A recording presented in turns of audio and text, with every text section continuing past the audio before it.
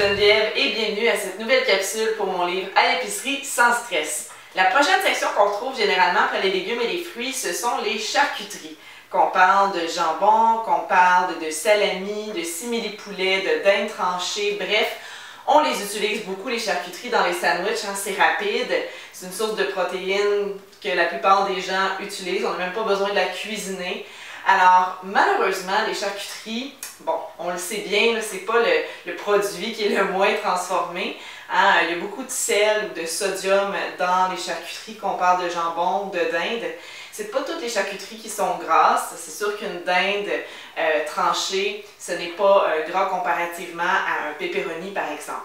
Cependant, dans la majorité, en fait la quasi-totalité des charcuteries, on va utiliser des agents de conservation, dont les fameux nitrites, sous les appellations nitrites de sodium, par exemple.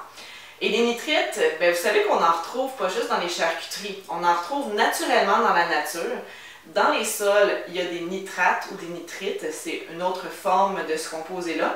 Et même certains légumes, comme les carottes, les betteraves, le céleri, le navet, contiennent des nitrites. Hein? Ce sont des légumes racines qui poussent justement dans les sols.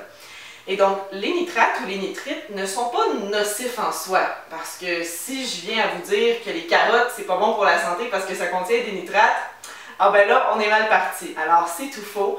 Les nitrates et les nitrites, ce n'est pas problématique. C'est plutôt la combinaison de nitrites ou de nitrates avec des protéines. Donc, par exemple, dans une charcuterie qui est composée de protéines, les nitrites avec les acides aminés, donc qui sont des composantes des protéines, forment ce qu'on appelle des nitrosamines. Donc, c'est vraiment ça, ce composé-là qui serait nuisible à notre santé, qui serait associé à des risques plus élevés de cancer digestif principalement.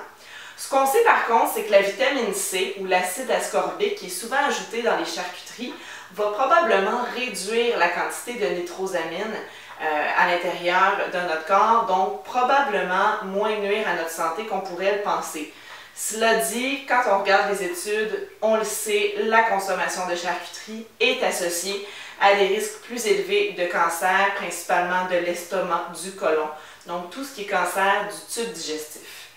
Alors, ne sachant pas trop ce qu'il en est, on est mieux de se retourner le plus souvent possible vers les sources de protéines qui sont peu transformées. Donc, sur l'heure du dîner, on peut prendre par exemple une conserve de saumon ou de thon. Ici, j'ai un saumon qui est MSC, donc de pêche durable. Je vais vous en reparler dans une prochaine capsule.